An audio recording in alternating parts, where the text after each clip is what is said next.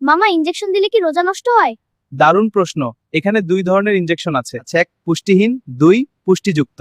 পুষ্টিহীন injection দিলে রোজা নষ্ট হবে না, কিন্তু পুষ্টিযুক্ত ইনজেকশন দিলে রোজা নষ্ট হয়। বুঝেছি, কিন্তু কিভাবে পার্থক্য করব? সহজভাবে বলি, পুষ্টিহীন যে ইনজেকশন খাবার বা পানির বিকল্প নয়, শক্তি দেয় না, শুধু চিকিৎসার জন্য।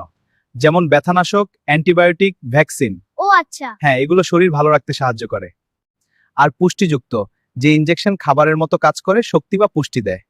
যেমন গ্লুকোজ বা ক্যালোরি সরাসরি দিয়ে এমন ইনজেকশন। বুঝলে, যে ইনজেকশন দিলে খিদে লাগে না, তৃষ্ণা বা পিপাসা লাগে না, শরীরকে শক্তি দেয়, ওই ইনজেকশন দিলে রোজা নষ্ট করে। আর যা শুধু চিকিৎসার জন্য ব্যবহার হয়, তা রোজা ঠিক রাখে। এবার একদম ক্লিয়ার করে বুঝেছি মামা। যে ইনজেকশন নিলে খিদে বা তৃষ্ণা লাগে না, সেই ইনজেকশন দেয়া যাবে না। আশা করি আপনারাও বুঝেছেন। আমার মতো আপনাদের যদি প্রশ্ন থাকে করতে পারেন। সব প্রশ্নের উত্তর আমরা দিব ইনশাল্লাহ। আপনার প্রশ্নটি কমেন্টে লিখে যান। সময় মতো ভিডিও তৈরি হবে ইনশাল্লাহ।